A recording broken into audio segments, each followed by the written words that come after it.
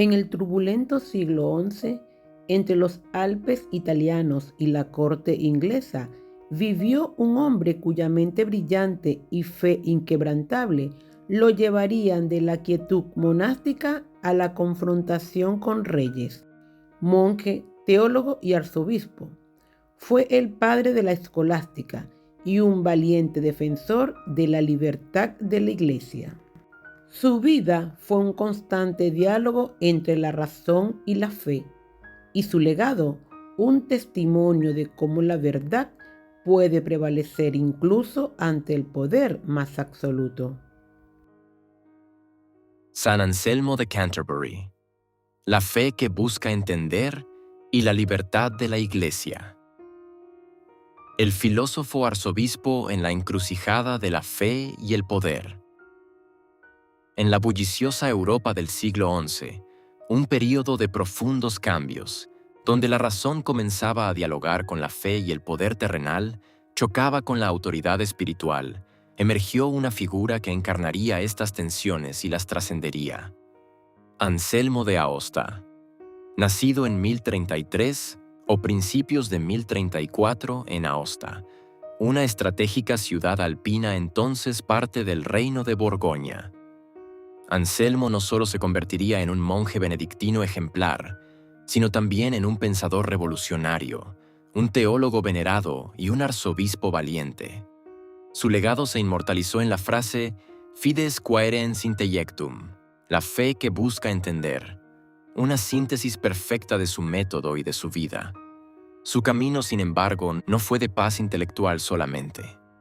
Estuvo plagado de conflictos con los reyes más poderosos de su tiempo, defendiendo con inquebrantable firmeza la independencia de la Iglesia, una libertad que, según él, Dios amaba por encima de todo. Una infancia de promesas y un llamado ignorado, temporalmente. Anselmo nació en una familia noble. Su padre, Gundulfo, era un noble lombardo con un temperamento recio y más inclinado a los placeres mundanos, mientras que su madre, Ermenberga, era una mujer de profundas virtudes y religiosidad. Fue ella quien sembró las primeras semillas de la fe en el joven Anselmo. Desde niño, Anselmo demostró una mente aguda y una piedad precoz. Se cuenta que soñaba con el palacio de Dios en las altas cumbres nevadas de los Alpes y que, en ese sueño, Dios mismo le ofrecía un pan blanquísimo, una visión que le dejó la convicción de estar llamado a una alta misión. A los 15 años, impulsado por una vocación temprana, Anselmo deseó ingresar a la vida monástica. Sin embargo, su padre se opuso rotundamente, y ni siquiera una grave enfermedad que lo puso al borde de la muerte ablandó la resistencia paterna. Este rechazo sumió a Anselmo en un período de desilusión. Desatendió sus estudios y, atraído por las pasiones de la juventud, se sumergió en una etapa de disipación moral, viajando por Francia en busca de nuevas experiencias. Pero el llamado de Dios, aunque silenciado por un tiempo, nunca se apagó por completo. El monasterio de Bec, un faro de erudición y el encuentro con Lanfranco. Después de 3 años de errancia, Anselmo llegó a Normandía y, en 1060, decidió ingresar al célebre monasterio benedictino de Bec. Este monasterio era entonces un hervidero de renovación monástica y un centro de estudios de renombre en Europa, bajo la dirección del prior Lanfranco de Pavía, un erudito italiano y brillante teólogo. Anselmo había oído hablar de Lanfranco y deseaba fervientemente aprender de él. En Bec, Anselmo encontró su verdadero hogar intelectual y espiritual. La vida monástica, con su disciplina, estudio y oración, canalizó su brillante intelecto y su sed de Dios. Su progreso fue tan notorio que, en solo 3 años, cuando Lanfranco fue nombrado abad de Saint-Étienne en Caen, Anselmo fue elegido su sucesor como prior de Bec en 1063. Tenía apenas 30 años. Durante sus 15 años como prior y 13 como abad de Bec, a partir de 1078, Anselmo se dedicó intensamente a la enseñanza, la dirección espiritual y la escritura. Fue en este período cuando compuso sus obras más influyentes. Monologion, 1076. Una meditación sobre la existencia y la naturaleza de Dios, utilizando la razón como guía. Proslogion, 1078. Contiene su famoso argumento ontológico para la existencia de Dios, donde sostiene que Dios es aquello mayor que lo cual nada puede ser pensado, y que su existencia se sigue necesariamente de esa definición. Cur Deus Homo, 1094 a 1098. Una obra fundamental sobre la redención, donde explica por qué Dios se hizo hombre.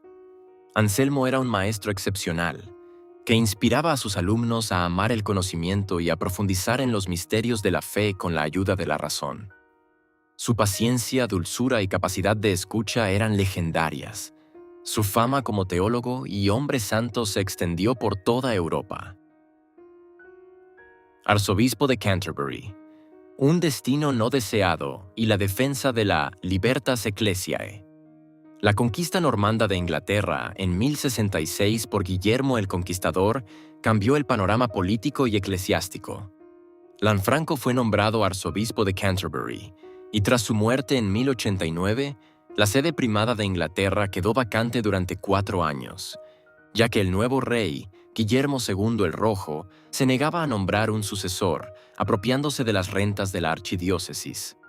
En 1093, en medio de una grave enfermedad, Guillermo II fue presionado para nombrar un arzobispo, y su elección recayó en el célebre Anselmo. Anselmo, que amaba la paz y la vida contemplativa de Beck, se resistió con todas sus fuerzas. Sabía que aceptar significaría sumergirse en un mar de conflictos con un rey conocido por su brutalidad y su afán de controlar la iglesia. Se describía a sí mismo como una ovejita atada a un toro indomable, o un búho intentando volar con un halcón. Finalmente, por obediencia y bajo coacción, incluso le obligaron a firmar un documento. Anselmo aceptó y fue consagrado arzobispo de Canterbury en diciembre de 1093. Sin embargo, sus temores no tardaron en hacerse realidad. Anselmo se encontró rápidamente en conflicto con Guillermo II y, más tarde, con su sucesor Enrique I, por la cuestión de las investiduras. Los reyes ingleses insistían en nombrar obispos y abades, otorgándoles los símbolos de su autoridad espiritual, el báculo y el anillo, lo que significaba someter la iglesia al poder real. Anselmo, siguiendo las directrices del Papa y defendiendo la Libertas Ecclesiae, la libertad de la iglesia, una causa que el Papa San Pío X citaría más tarde como el deseo más profundo de Dios en este mundo, se negó a ceder. Su postura era clara. La autoridad espiritual venía de Dios y del Papa, no del Rey. Exilios y perseverancia. El viaje de un pastor valiente. Los conflictos llevaron a Anselmo a 2 exilios forzosos. 1. Primer exilio, 1097 a 1100.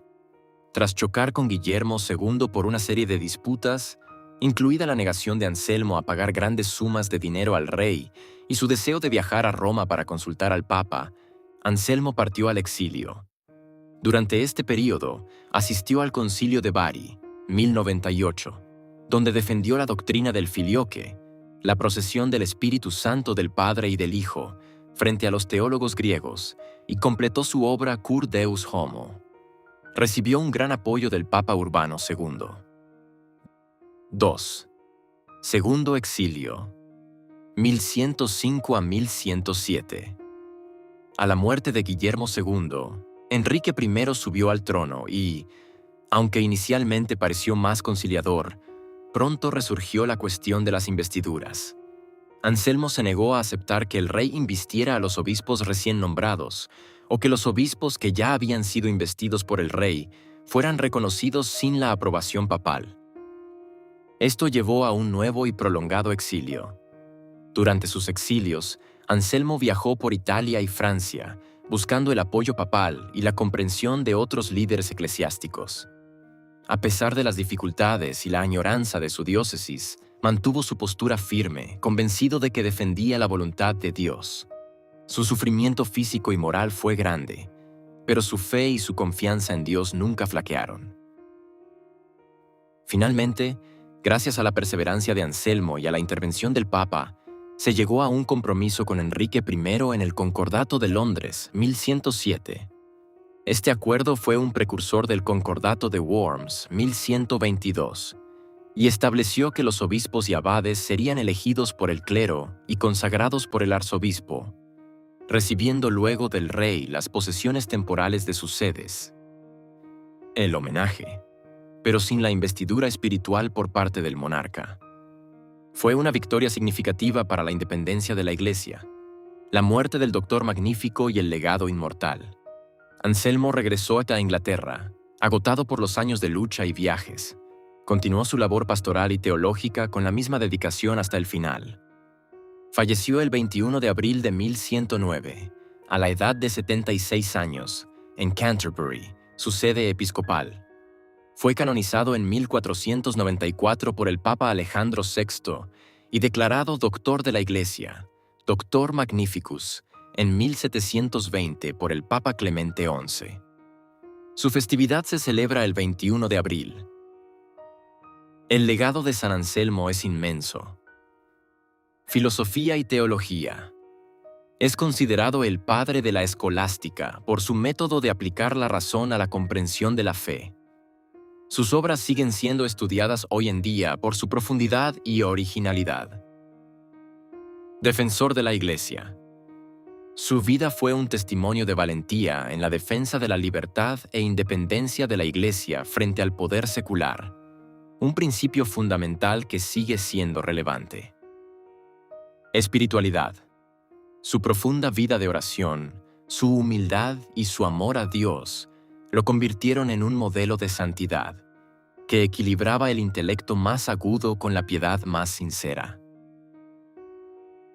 San Anselmo de Canterbury nos enseña que la fe no teme a la razón, sino que la busca para entenderse mejor, y que la defensa de los principios espirituales, incluso frente a la adversidad más poderosa, es un acto de amor a Dios y a la humanidad. Cada santo es una gota de luz que brota del corazón de Cristo. Esta historia llega a ti gracias a Gotas de Misericordia.